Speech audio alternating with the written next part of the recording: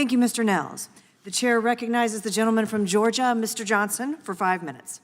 Thank you, Madam Chair. And Director Peters, thank you for your dedication to public service and corrections work.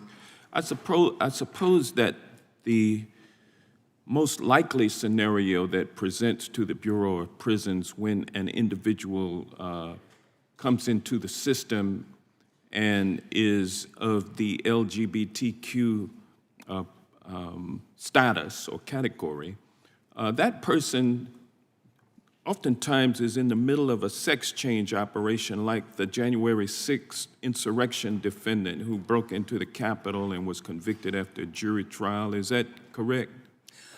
Congressman, I wouldn't be able to speak to an individual person who's incarcerated. Yeah, but you're familiar with the case that I'm talking about, though, right? I'm not familiar with that specific case. Okay. Well, there's a woman who was a defendant, formerly, well, let me say she's in transition from being a man to a woman, led a column of insurrectionists up the stairs of the Capitol, but clearly, she was in the midst of a sex change operation, and you treat folks with humanity when they present to the Bureau of Prisons, despite the fact that, over the years, Director Peters, actually since the 80s, when Ronald Reagan came in with a tough on crime, eliminate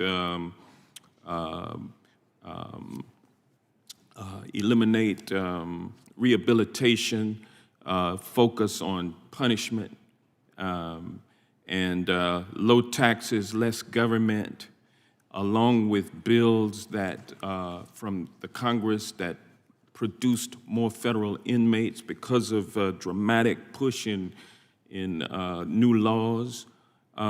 So what we've seen is an explosion of prison inmates. Actually, the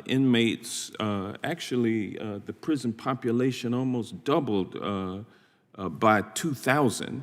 Isn't that correct? It has grown dramatically in the last 2 decades. And it has continued to grow since then, while at the same time there have been major cost or major funding reductions for the Bureau of Prisons. Isn't that correct?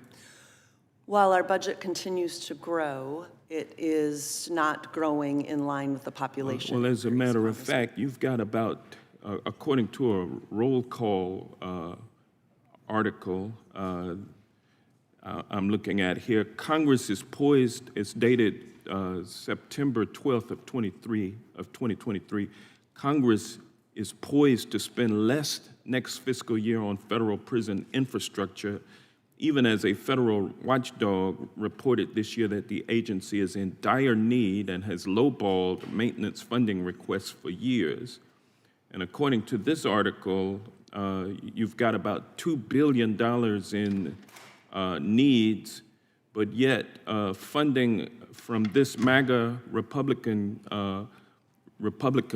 conference in 2023, their draft Commerce, Justice, and Science spending bill puts forward a mere $273 million. Isn't that correct?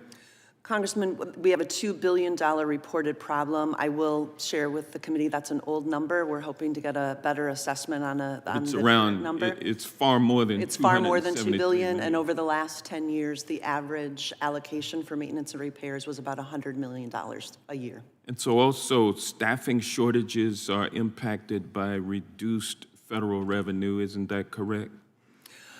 Our recruitment and retention issue, I think, is compounded both by the economy right now and the workforce, as well as changes on how people view law enforcement positions. So the same Republicans who come up here and criticize you and the Bureau of Prisons today are the same ones who historically have defunded your operation. Let me ask you this, Director Peters. Do you believe that the Bureau of Prisons could benefit from independent oversight? Congressman, as I've said before, I believe in oversight. I welcome oversight, and we've made it very clear inside the Bureau that when the Government Accountability Office shows up for an audit, or the Office of the Inspector General comes in for an unannounced audit, that we will open our doors and welcome them in. Do you think that would be helpful? Yes, I do. I believe that that oversight is helpful.